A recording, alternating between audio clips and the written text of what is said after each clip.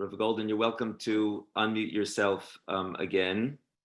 I just muted the participants just to make sure that we could hear Rabbi Goldin's presentation. And I think we're ready. I think we're ready to go. Okay, so let's see here. All right, so great to see everyone. Now I see some of you, but it's really great to welcome all of you. Hope that everyone is safe and well, and happy Thanksgiving. With our inability to get together in person, I'm so thankful that we have this opportunity to get together and connect in this kind of way. One of the silver linings is that we can host thought leaders and rabbis and educators from around the world, and specifically from Israel. And that's kind of the idea of this series that we organize, which is called Ki Mitzion Teitzei Torah, which is Torah from Eretz Yisrael, monthly programs. And I want to thank Rabbi Adir Posey for working hard to coordinate the program. And so this is the launch of the Ki Mitzion Teitzei Torah series with the Torah directly from Zion. And we're so appreciative that we have this opportunity to connect in this way. I wanted to express appreciation to Anna and Bill Tenenblatt for their generosity and vision in dedicating this series in memory of Anna's father, Max Weintraub, Zichrono Livracha. Max was someone who was on the run throughout the war and one of those who was in hiding for a long time and had to jump off a train to save himself. And it's one of those incredible stories of the different era. And he was someone who managed to have that strength and courage and resilience. He was someone who exemplified resilience to carry forward and to build a family and to be really committed to rebuilding Jewish life, living in Los Angeles, committed to family and the community. And so Bill and Anna are pillars of our community who have carried forward that tradition from Max, and so grateful to them and grateful to have the Tenenblatts in our community. So we have the blessing this morning to welcome back Rabbi Shmuel Goldin. As was mentioned, so Rabbi Goldin has a long-standing relationship with Beth Jacob. His first rabbinic position was at the Jacob congregation, serving as assistant rabbi for the youth, and it's great to hear some of the memories of the Fantastics and his office, next to Benny's Minyan, and all the things that he did in terms of his guidance and inspiration, especially for the young, but for all in the community, even in the short time that he was at Beth Jacob. Rabbi Goldin is really one of the leading rabbis helping shape the American Jewish Orthodox community for decades until his aliyah a couple of years ago. Of course, he still has strong influence and inspires many. He was the president of the Rabbinical Council of America. He was selected as one of the Forward 50 by Forward magazine, recognizing leading Jewish figures who are making impact on the Jewish scene. He's an author of a phenomenal set of Sfarim that I own. And my one problem is that I can't quote from it as much as I want because a lot of the members are reading it. But of course, it's helped my appreciation and many their appreciation of Torah. So a great pleasure to welcome back a senior chaver and a mentor of mine, someone with a long-standing relationship with the community who's visited us, and to thank Rabbi Goldin. Great to see you. Welcome back, and so happy that you chose a really interesting topic, searching for peace, steps and missteps from the patriarchs to the present. Handing it over to you. Thank you, Rabbi Goldin. Thank you very much, Rabbi Top, for that beautiful introduction. It is an amazing thing for me to once again have an opportunity to teach with Beth Jacob, even virtually. The first 2 years of my rabbinate, as Rabbi Top said, were 2 years that we spent right after we were married. Our oldest son was born during those 2 years. We came directly to Beth Jacob, and during that time, I really got my feet wet in a large congregation, having the opportunity to work with the youth, but also to see what it was like to be a rabbi and to learn from Rabbi Lam at that time, and Alav HaShalom. And that started a relationship that remained throughout our lives. I am touched to be back. I have to tell you that what I hear about Beth Jacob continues to fill me with pride. Rabbi Top's leadership and his vision for the community and the way the community continues to grow, and even during these difficult times continues to function, is something that sets a standard for the rabbinate in general. And it's a pleasure to be here and to participate. And I also thank my dear friend Rabbi Posey for reaching out, and thank the Tannenblatts for their sponsorship as well. We're going to have an opportunity to learn together. Now, Rabbi Top, I don't know comes on, let me know, or if there are questions that come up, how should we work that? We can allow people to unmute themselves if you want, whatever makes sense. I would say, give your presentation. I will try to monitor the questions and thoughts that come into the chat box and help, help maybe bring those questions to the fore, at maybe appropriate moments. Critical junctures. Okay, and then we'll have an opportunity at the end. I usually do when I do my Zoom shiurim here. I'll give an opportunity for people to ask any questions that they have as well. All right, we're going to start with we're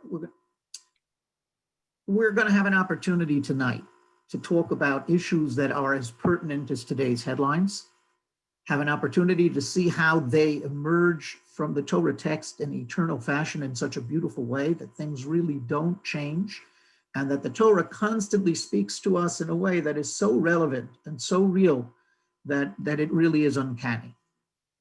We're going to start by taking a look at a particularly powerful mystery that emerges at a dramatic moment in the Torah at the very beginning of Akedas Yitzhak. It's a mystery that you could easily miss, but it'll launch our discussion, I think, in a very, very interesting way. The Torah tells us, as the Akedah is launched, take a look at the sheet before you. It was after these things, God tested Abraham, and he said to Abraham, and Abraham responded, and that launches the Akedah. Anyone who understands Torah text realizes that the first 4 words of that sentence are particularly important. It was after these things. The Torah generally follows chronological order. I know that we learn when we're in grade school, we learn a mukdam, bukhar, Torah, but that is a rule, first of all, that not everyone agrees with. The Ramban, for example, says that the Torah always follows chronological order. Others say the Torah follows chronological order except when it doesn't. And what I mean by that is it's very unusual for the Torah not to be chronological. Periodically, there will be commentaries who say it's out of order. And therefore, the events that occur, we have to assuming are occurring generally in chronological order, which means that whenever the Torah says, Vayhi achar hadvarim ha'eleh, it's trying to tell us something, or Vayhi acharei hadvarim ha'eleh. I know that what's about to happen is happening after what just happened. Why does the Torah need to tell me that? And in general, it is because the Torah wants to create a connection between what is about to unfold and what has just unfolded. It was after these things, after what just happened, what's about to happen occurred, and there is a connection between the two. Well, in the case of the Akedah, in the case of the aborted sacrifice of Yitzhak, that is a powerful suggestion. What could have possibly occurred directly before the Akedah that would influence the events that are about to happen? Well, let's take a look. If we look at the text before the Akedah, we find that immediately before Akedas Yitzchak, there is a conversation that takes place, a meeting that takes place between Avimelech and Avraham. Avimelech is the king of the Plishtim. Avraham has already had interchange with him. You'll remember that Avraham went to the land of the Plishtim, had to tell Sarah to say that she was his sister rather than his wife, and a series of events unfold. But now Abimelech and Fichol Tsar Tzavo, his chief lieutenant, come to Avram and say, Avram, we see that God is with you. V'aton, please look at the underlined section. Hishavali lebelokim im tishkor li ulenini ulenechti. And now, says Avimelech, I want you to please promise me, by God, that you will not deal falsely with me or my child or my grandchild. Chesed asher asisi imach ta'aseh imadi. The chesed that I have done to you until now, I've treated you well. And I want you to treat me well, and I want you to treat our land well. Vayomer Avraham, and Avraham immediately responds, Anochi ishaveh. I agree. I will make a treaty with you. I promise we will make agreements. Vocheach Avraham. And then the Torah tells us, but then Avraham turns to Avimelech and says, Avimelech, I want you to know I'm upset. Alodot habe'er amayim asher gazdu avdei Avimelech. I dug a well and your servants stole it. And Avimelech responds, Lo yadati mi yasa davar hazeh. V'gam ato lo higadat li. V'gam anochi lo shamati bilti hayom. And Avimelech says, don't look at me. I don't know anything about this. I didn't know my servants stole. Nobody told me. You haven't said anything. Vayikach Avram sonu vakar vayiten lavimelech vayichrusu shnehem bris.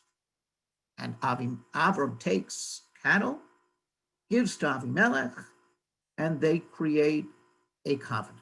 They create a lasting bris. Now, the Torah then goes on to talk a little bit more about this meeting, and then again, too, in Pasuk Lamed Beis, underscore Vayichrusu bris be'Be'er Sheva, that this covenant was created in Be'er Sheva, and it was a lasting covenant. Now, certain things clearly emerge from the conversation between Avimelech and Avram. One of them is that Avram was willing to agree even before he brought up any of the issues that he had with Avimelech. Number two, that Avimelech is an interesting kind of king. And this is important. I often say in my shiurim here that the non-Jews that the patriarchs meet do not present a monolithic group. They're not all the same. Avimelech is not Paro. He's not Sodom. He's Avimelech. And Avimelech has his own particular character. And what emerges from the text is Avimelech is not a bad fellow, but he rules a bad country. He does not or chooses not to know what it is that's happening right outside his walls. And that's what Avram says to him. Avram says, I had to make believe that my sister, that Sarah is my sister, because I know that when I come to your country, I'm in danger. And that's what's happening here as well. Avimelech's response to Avram is a response a king should never give. I don't know what's happening. I didn't know that they did it. So either he did know and they did it at his bidding, or he didn't know, but he should have known. But nonetheless, Avram and Avimelech create a bris, and that closes this particular event. Now let's understand something from Chazal's eyes. Chazal see the bris that Avram creates with Avimelech in very negative terms.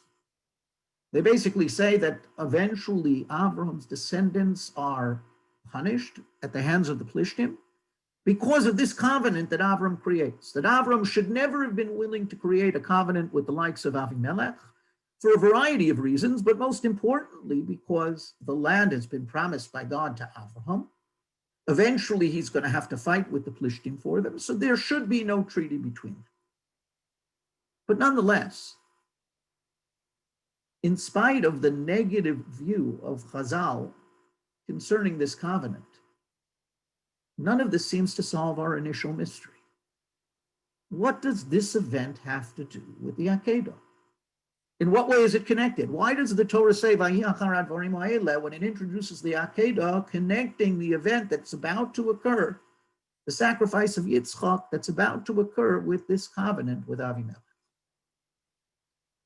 Well, if we look at the Mefarshim, we find that there are really two approaches. Rashi basically waxes midrashic. He says, apparently cannot find a pashut pshat connection between the event of the covenant and the event that's about to occur, the Akedah. and therefore takes the words Vayihi achad dvarim ha'ele and understands them very differently, quoting a famous medrash that says that Vayihi achad dvarim ha'ele doesn't mean what we normally assume it means in this case, which is after these things, but it's after these words. And he quotes the medrash saying that the words that are being referred to are either the words of Satan or of Yishmael. The Satan saying to HaKadosh Baruch Hu, Hashem, when Yitzhak was born, he made a party for everybody, but he didn't give you a carbon. To which Hashem responds, I'll show you what he'll be willing to do, and the Akedah begins to unfold.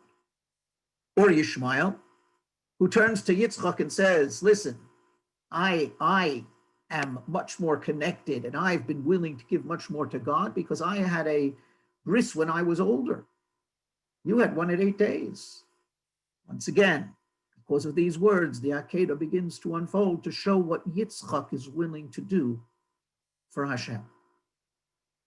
But these medrashim, as beautiful as they are, don't solve our problem.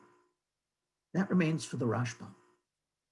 The Rashbam, Rashi's grandson, happens to be my favorite classical commentator.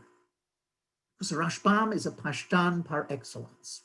He tries always, and he says this in his commentary, I will make every effort to stay attuned to the pshat of the text. Now let's understand, we call it pashut pshat, and that's a misnomer because it seems to say that the pshat, the straightforward meaning of the text, is simple. It's not. And one of the bones I have to pick with the way we educate when we teach Chumash in the day schools very often, is that we fail to teach Pshat. We go straight to Medrash and failing to understand or to teach that you start with the simple explanation of the text and then go to Medrashic interpretation, if you wish, for additional views and for additional lessons that can be learned. But very often it's the text itself that has the most powerful lesson.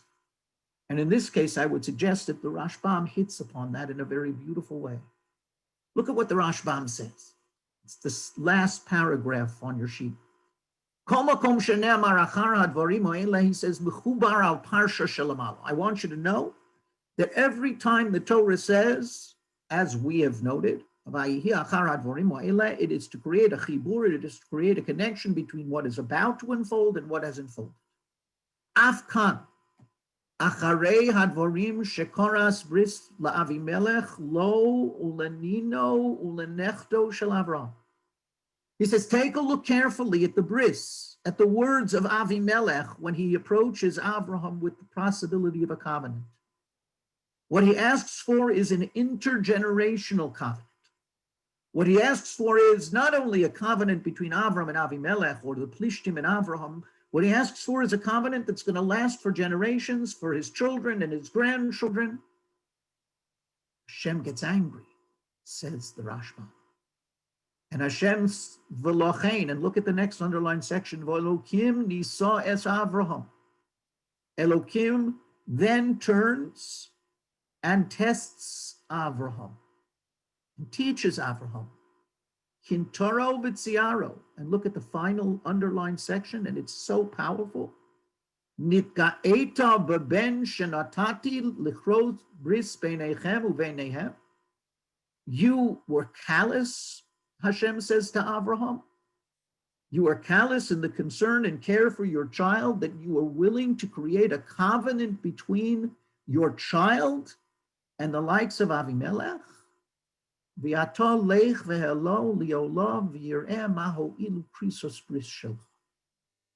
take him and see what it would be like to lose that child. See what it'd be like to lose that child and realize the mistake that you made by trying to create that covenant. Now the Rashbam, this is a revolutionary approach, And I don't believe that the Rashbam, this is my personal feeling, is negating all of the other possible reasons for the Akedah in terms of Avram finding out his own potential, all the reasons that are classically given. But the Rashbam is giving another layer, is offering another layer to our understanding of the Akedah. According to the Rashbam, it is a course correction in Avraham's life. Avraham's life, if you go back over the paragraphs, the sections before, moves in and out of the outside world. He interfaces with the outside world, then he does things for his own, then he interfaces with the outside world. Along comes HaKadosh Baruch Hu and says, Avraham, here you've made a misstep.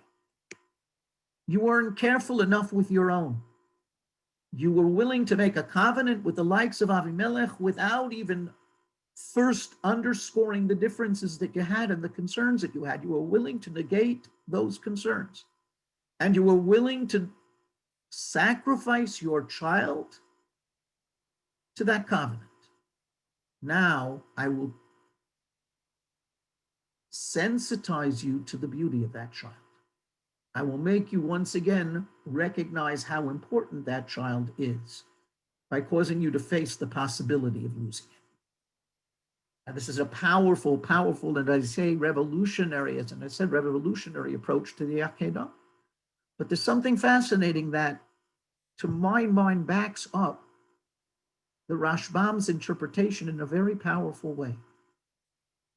If we look at Avraham after the Akedah, if we look at Avraham in Chayei Sarah, it's a different Avraham than the Avraham that we saw in Lech Lecha and Vayera. Throughout Chayei Sarah, there is no mention of Avraham preaching to the world. Throughout Chayei Sarah, after the Akedah, Avraham turns inward and focuses specifically upon the needs of his family. The two major events in Chayei Sarah after the Akedah are the burial of Sarah, where Avram takes care and cares for the past, and the future, when Avram sends Eliezer to find a wife for Yitzhak. Now, this does not, chas v'shalom, negate the wonderful work that Avram did preaching to the world and teaching the world. Chas v'shalom, that's not the case. But there's a balance that had to take place, apparently. And this, I believe, is what the Rashbam is pointing to. That balance was that Avram had to recognize the preciousness of his own and not be willing to sacrifice it at the altar of peace when peace cannot be found. But now we're going to see something fascinating. Let's go on. Rabbi Top, you haven't interrupted, so I assume there are no questions or concerns yet, that everything is so far is clear. All is clear and fascinating. All is going well. Keep going. We go to the next generation. We go to Yitzhak, and we find something fascinating. And the truth is, we could talk about each of these topics at much greater length. But Yitzhak is a fascinating figure and an enigmatic figure at the same time. He is the most difficult to understand of all of the three Avos. We know a lot about Avram, we know a lot about Yaakov, we don't know a great deal about Yitzhak. His life is quieter, it's more passive, and there are many reasons for that. And one of the things we find is that in Yitzhak's life, he is overwhelmed in a sense by the shadow of his father. Take a look at the first pasuk in Toldos, which is really Yitzchak's parsha. Ve'ela Toldos Yitzchak ben Avraham, Avraham holid es Yitzchak. These are the generations of Yitzchak, the son of Avraham. Avraham holid, gave birth, begat Yitzchak. Now, very strange. Why is the Torah telling us that? And I believe it's because the Torah is telling us that in a very real sense, much of Yitzchak's life is lived in the shadow of his father. This can be seen in the fact that so many parallels can be found in the lives between the two men. Both Yitzchak and Avram are childless. Both have to pray for a child. Both Yitzchak and Avraham dig wells. Both Yitzchak and Avram, as we will see, have a conversation and a meeting with Avimelech. Yitzchak, every time HaKadosh Baruch Hu speaks to Yitzchak, he speaks to him as Avraham's son. Hashem will say to him things like, I'm doing this because of your father Avraham. because stay in the land where Avram lived. There are certain things that are very clearly Yitzchak living in the shadow of his father.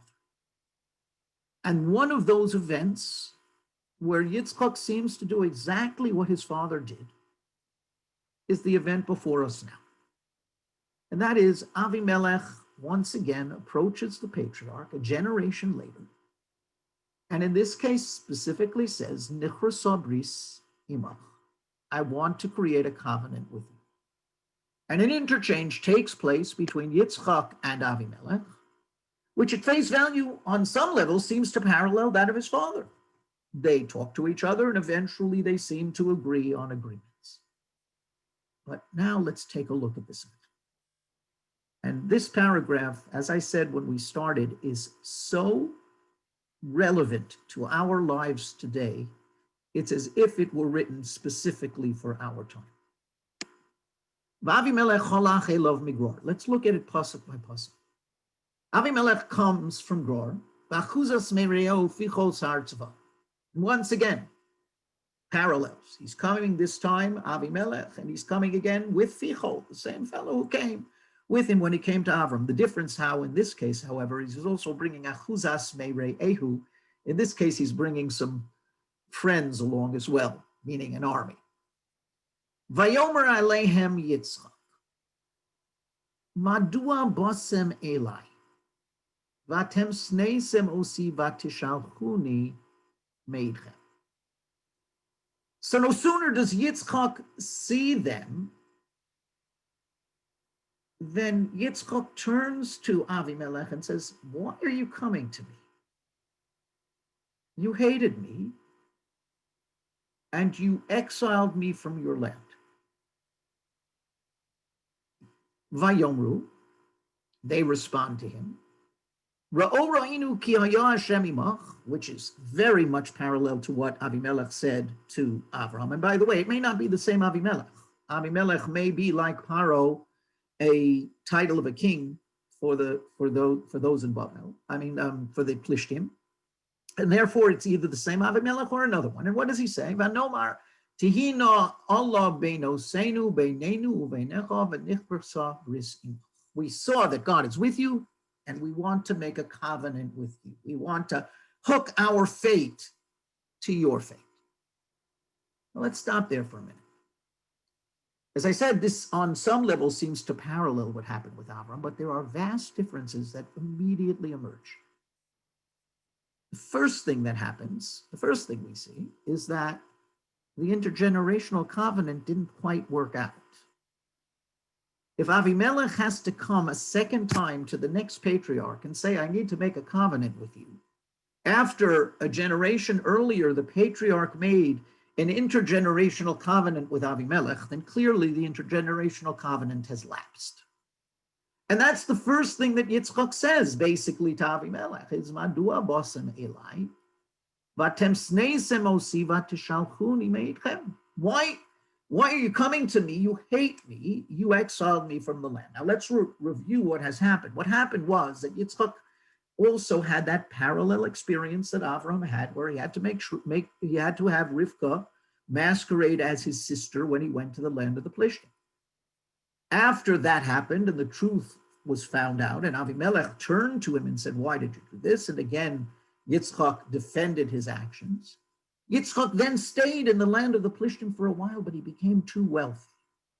And Avimelech eventually had to come to him and say, leave, you're getting too wealthy, it's not going to work out. And he exiled him from the land of the Plishtim. So Yitzchak says to him, what are you coming to me now for? You hate me. What are you approaching me for? And Avimelech's response could not be more telling. Vanomer tihino Allah beinosenu beinenu beinecha v'nichbersa bris imach. Keep going. Im ta'aseh imanu ra'a ka'asher lo nega'anucha v'ka'asher asinu imcha rak tov u'neshalechacha b'shalom. We want to make a covenant with you that you should not treat us badly, just as we didn't hurt you, and we only did good with you, to you, and we sent you away in peace. Stop. Hard stop. I want to pose a question. Is there any argument, dispute here as to the facts between Yitzhak and Avimelech? I can't hear you, but I hope your answer is no, because there isn't. The facts are clear. Both Yitzhak and Avimelech agree that Yitzhak was exiled by Avimelech from his land. So both of them agree on that. What is the disagreement? The disagreement is on the interpretation of the facts, or more basically, the disagreement is on the definition of peace. Yitzchak turns to Avimelech and says, you hated me, you sent me away. Avimelech turns to Yitzchak and says, whoa, we hated you. We don't hate you. We treated you well. Nishalecha b'shalom, we sent you away in peace. If we would have hated you, we would have killed you. And in that moment, a chasm has opened between Yitzchak and Avimelech that is unbridgeable. They disagree on the most fundamental word that has to be agreed upon if you're going to make a bris, and that is, what's the definition of peace? To Yitzchak, to Avimelech, the definition of peace is, I didn't kill you. To Yitzchak, the definition of peace is, we work together. We're partners. We live together. We find a way to cooperate, to be together, to grow together, and to enable each of our communities to benefit from that partnership. At that moment, that chasm opens, and look at what happens next. Pasuk Lamed. Vayas lohem mishteh, vayochlu, vayishtu. This is puzzling. He makes for them a party, Yitzchak does, and they eat and drink. Now, what I would have expected at that point is Yitzchak would have turned to Avimelech and say, wait a minute, what, we're living, you're telling me that you sent me away in peace? You exiled me. That's not peace. And they would have argued, and they would have disputed, and they would have somehow come to some sort of, that's not what Yitzchak does. What Yitzchak does is he stops talking. He stops. And the reason he stops, I believe, is because he recognizes that when you live in two different worlds, in two different universes, where your definition of the most basic principle of peace is so disparate, that there's really nothing I can talk to you about. We can't make peace. But he's also still in a dangerous situation, because Avimelech is there with Achuzas Re'eu. So he throws a party. He stops talking. Vayashkimu ba'boker, vayishavu ish li'achiv. They get up the next day and they exchange promises. What's missing? Again, I wish we could have a give and take. What's missing is one word: bris. There is no covenant. It doesn't say vayichrusu shnehem bris, as it did in the case of Avraham. It does not say in the text that Avraham, that Yitzchak and Avimelech create a lasting covenant. What does Yitzchak say? Yes, okay. We can make some mutual coexistence treaties that will last for as long as they last, but there's no covenant between us. There is no lasting agreement between us, because I can't make an agreement with somebody who disagrees with my fundamental principles of what life is about and what peace is about.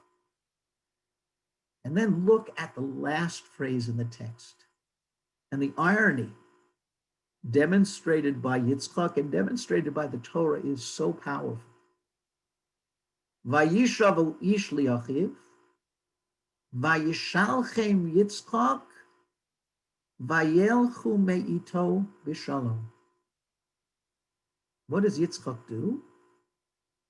He turns the tables on Avimelech. He sends him away. He did exactly what Avimelech did to him. Vayelchu meito b'shalom. What he says is, if this is the peace that the limit of the peace that we can agree to, this is what we'll agree to. And that is, you'll live there, you'll live there. Hopefully we will not fight each other. Hopefully we will not cross the boundaries, but I can't really consider you a partner. And what's fascinating is that Chazal, who were so upset with Avraham concerning his agreement with Avimelech, are silent when it comes to this particular event. Because if you read the text, I believe what they noted is that Yitzchak learned the lesson. Yitzchak learned that peace can only truly be made with those who are willing to partner with you, with those who are willing to grow with you, with those who are willing to somehow join hands with you and say, let's make a better lives for all of our people.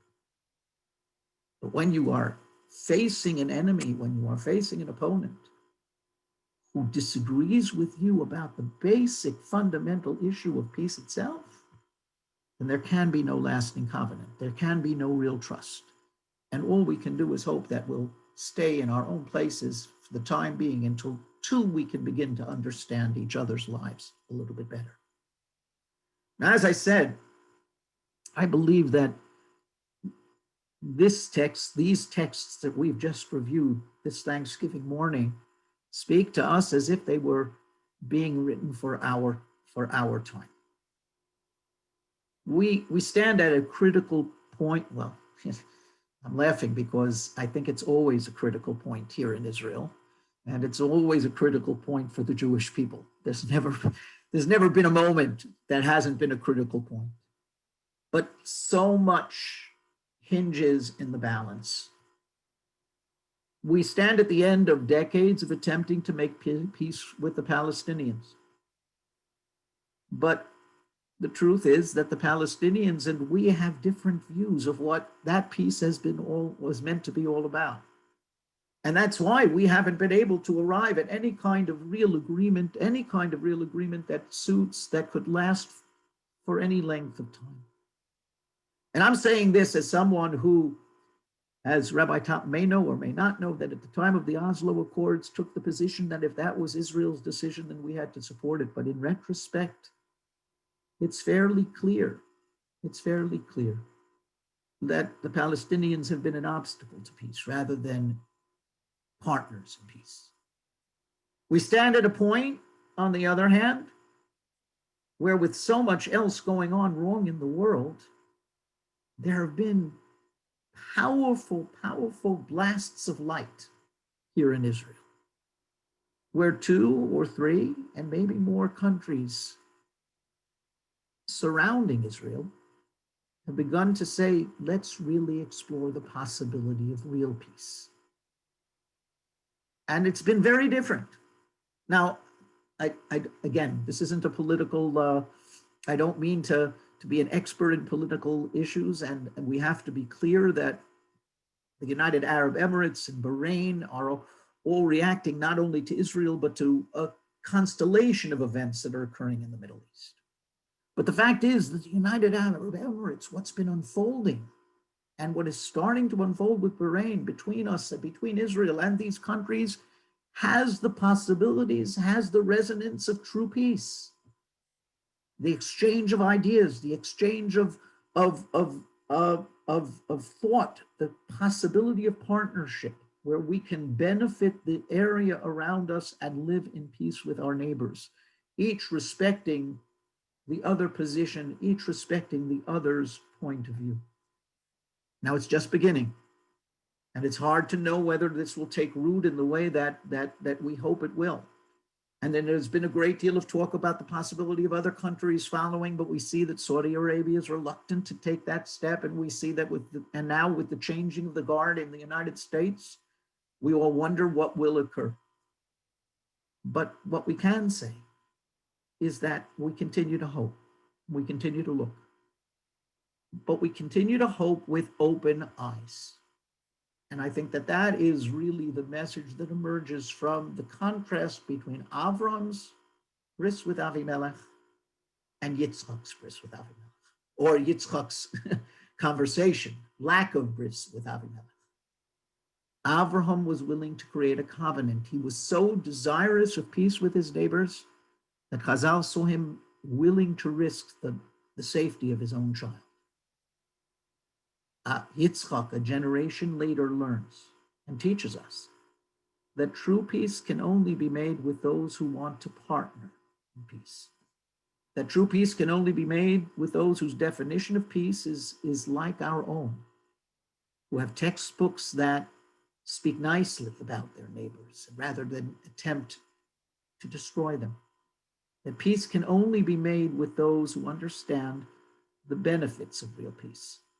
And only then will we be able to see the kind of shalom that Yitzchak hoped for, that Avram hoped for, and that we hope for in our day as well.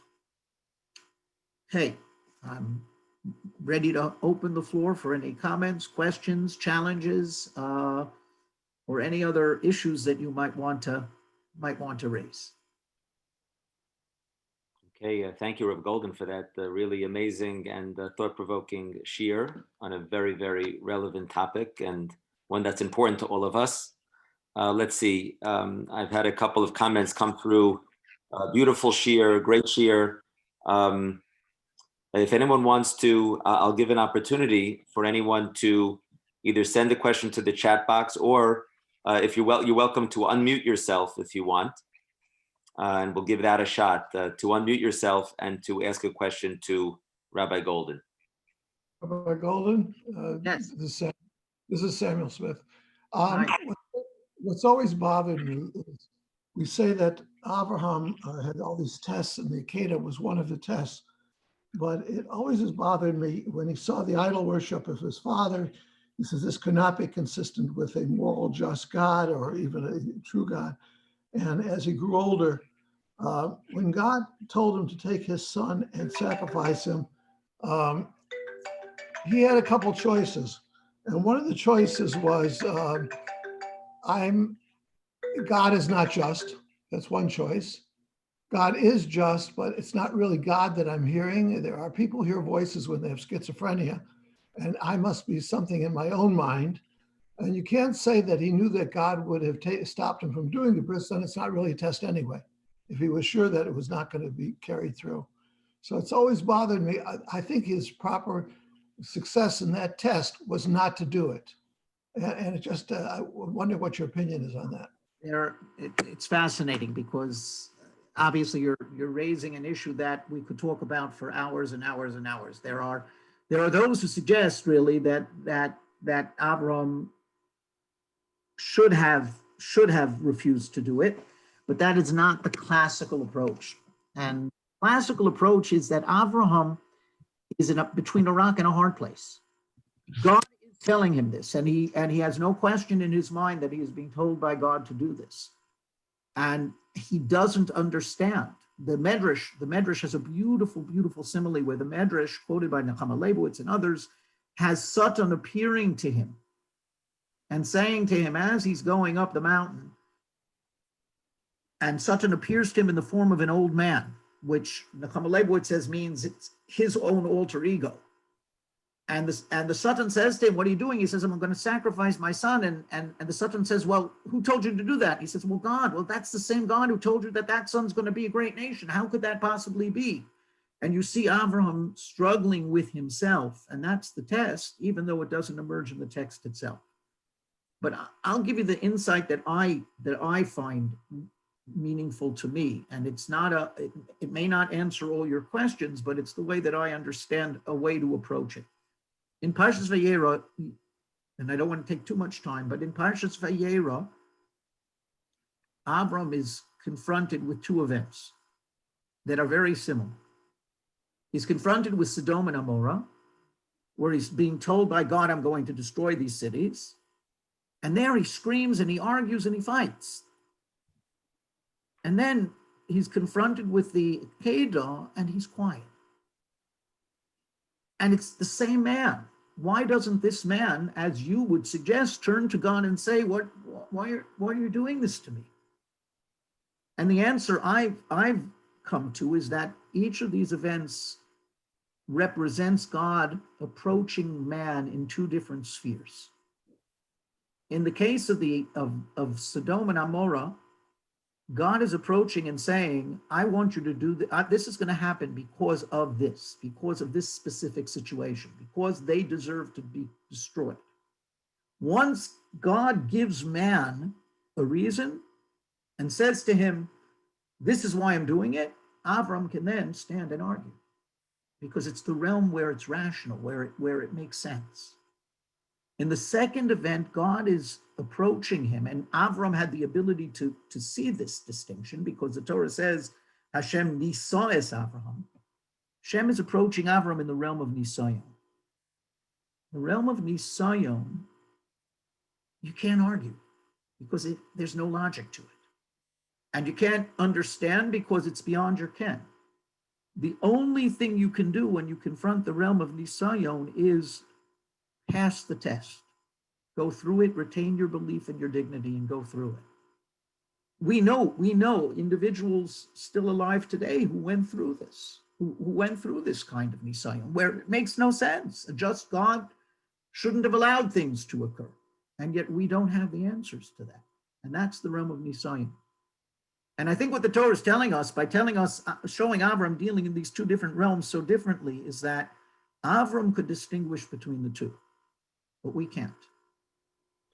So when we are approached anytime with things that are difficult, we have to respond on both realms. We have to fight, we have to say tefillot, we have to struggle, we have to say, HaKadosh Baruch Hu, if this is happening because there's a reason, then please change. Someone is sick, someone is ill. But then at some point, we also have to be able to say, and this is a very difficult thing, and it's something that I find, that all of us find difficult, to be able to say, sometimes, I've done everything I can, and now Hashem, it's up to you, and whatever you do is best.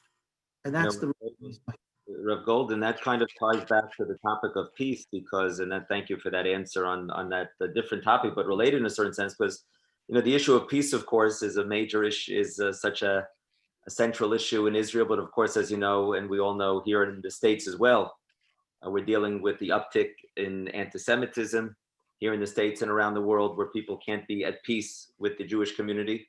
And also, on the other hand, on the other side, you have like the Black community that feel, that there's that racial tension where they feel discriminated against, where they feel the country is, kind of rigged against them. And so the issue of peace, it gets to like back to the Palestinians. At what point, you can only make peace with those who are interested in partnering with you in peace. So the question is, at what point do you say, there's just no chance to make peace with this group and let's focus our efforts elsewhere? Or do you say, and specifically with the Palestinians, with other communities as well, and maybe each case is different, do you say, maybe there's a way through negotiation and dialogue?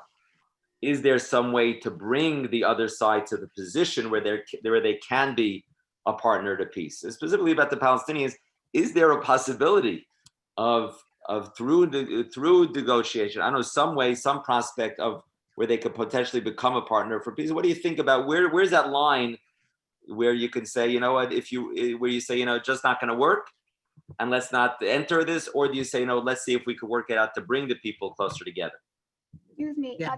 related to that, if it's okay to interrupt, excuse me, Rob, because you talk about the understanding of what is peace, I'm thinking that the Quran, which I don't know much about, but what I was horrified to learn is that according to Islam, the one who was on the Akedah was Yishmael. So if we cannot even agree who was the Korban there, and the definition of that, how and common values, we don't have a commonality there because they have a completely different angle. So, okay, go ahead. Good. So, all right. So again, not being an expert in political affairs, I can only give you my sense and the sense that I think is on the street here in Israel. I think that I'm sorry, I don't know your name, who just spoke. That's Madeline Eisenberg. Madeline's point is well taken. I think at this point, there is a sense in Israel, or among many in Israel, Israel is such a divided country as well, that you can't make peace with people who don't want to make peace with you. That you can't, you have to wait, and no degree of negotiation is going to totally satisfy those who hate you or feel that you don't belong here or deny your history, which is really what the Palestinians are doing at this point. And I think, therefore, what the sense in Israel is, let's focus our attention on those with whom that the way that the agreements with the United Arab Emirates and Bahrain and others are being perceived is, for the first time, Arabs are saying, we're not going to let the Palestinian issue stop us from moving ahead in cooperation with Israel. We're not going to let that be the roadblock. Now, we're not saying to the Palestinians, we don't want to make peace with you. We're not saying we won't ever come to agreements with you. We're basically saying you can't stop us from moving ahead in other fronts. And as we move ahead in other fronts, I think the hope is, and again, we will see what happens now with the change of leadership in America and the change of views, et cetera, et cetera. The hope is that as we move ahead in other fronts, the Palestinians will eventually change their view of what peace can be and begin to realize that it's in their best interest not to continue to deny the rights of the Israelis, but to find a way to live in some sort of mutual cooperation. And until that point, the discussions are, in a sense, futile. That what you do is you basically say, we're here, we're ready to talk, but we're ready to talk when certain baseline agreements are reached concerning how we view each other and how we speak about each other. The fact is that we've had if you look at the peace that we've had with Jordan and Egypt, and compare it to what's unfolding between the United Arab Emirates and those countries, it's so vastly different. Until now, even with the two countries that we've had peace with, Jordan and Egypt, it's been a cold peace. And it's been a peace there's been degrees of lack of trust because they still preach, or the population still preaches a degree of anti-Semitism. Somehow the leadership of Bahrain and United Arab Emirates seem to be moving beyond that, and hopefully perhaps even Sudan. We'll see. And Saudi Arabia, who knows? But the answer seems to be you cannot make peace, any real peace agreement, and this is what Yitzhak's teaching us, with those whose view of the world is so vastly different than yours. You have to wait until we can find a common language. Rabbi Goldin, is there any indication from these countries with whom Israel has made these peace accords, the Abraham Accords, is there any indication that there's been any change in the way they vote at the UN? It's actually a question I was posting in the chat box privately. Right. And any indication that there's movement in their official positions and votes taken at the UN? I was distraught to find that is not the case so far, that so far the votes taken at the UN, Bahrain and the United Arab Emirates voted against the position that Israel wanted them to take. There's a dance that they have to dance too, and we need to understand the complexities. The leadership in these countries in many ways seems to be further along than the population in some cases. And therefore, particularly in Sudan and Bahrain more so than the United Arab Emirates, and that's part of the problem in Saudi Arabia as well, is that they can't do an 180-degree turn from what they've been preaching for so many years and expect their population to suddenly say, oh, wow, they're wonderful people. So there's a dance that's being danced here, I think, and that's the only reason that perhaps I can understand why they didn't vote the way we would have liked at the UN, that they have to walk, they have to say on the one hand, You still need to find peace with the Palestinians. You still have to do this. You still have to do that. But meanwhile, let's build our bridges. Let's do what we need to do. Okay, so wonderful. We'll call it a shir. Yasher Koach, Rav Goldin, for joining us live from Eretz HaKodesh, from Eretz Yisrael, and for that beautiful shir that you delivered to all of us. My pleasure. I think it helps bring tremendous meaning to our Thanksgiving, to start the day with some meaning and inspiration, and especially, chizuk during these times of distance, of isolation. It's even more important for us to feel connected to Israel and to kind of like connect about meaningful topics. And so this is one of the most relevant topics. It's just a beautiful analysis of drawing from the source of the Torah, bringing it to our modern day 21st century situation is really wonderful. There was a question with Goldin, whether you have a link, whether you could provide maybe after the shir or now, or even after the shir, a link to your source sheet. At least one participant on the call would love to see your sources if you're able to share them. Okay, I would love to. I don't know how to do that. All right, I do this for the OU, regular shira now here in Israel, and I have people who do that for me. If you want, you could just send it to me by email, Rav Goldin, and I'll share with the person who asked me, maybe a couple others, if you're okay. I will do that. It'd be my pleasure. So thank you again. Beautiful shir. All right, all the best, everybody. Thank you. Wonderful Thanksgiving, everybody, and stay well. And thank you for enabling me to learn with you again. All the best. Thank you. Shabbat shalom. Fantastic. Shabbat shalom. Shabbat shalom. Thank you, Rav Goldin. Happy Thanksgiving, everyone. Okay, thank you so much. Really, this was great. Really great. Acknowledgement. I unmuted myself. Oh, go ahead, Susan. Go ahead. Well, it's in the chat. I'm still here. It's in the Go chat. ahead. Okay, so Susan. Okay, Susan I missed it, Susan, because it came in at the end. Susan wrote in the chat, we have a modern time example for our peace problem, the Armenians and the Azerbaijanis. Again, two religions are involved here. What are your thoughts? Two religions, that's the problem. Yeah, my thoughts are that you're talking about, once again, you're talking about a dispute and hatred that is deeply, deeply rooted. And Israel's caught in the middle on this one. I know. On one hand, their hearts are with the Armenians on some levels, but they can't go against I always have trouble saying Azerbaijanians, right? And basically that's because, that they are potential allies right on the border of Iran that could be of value to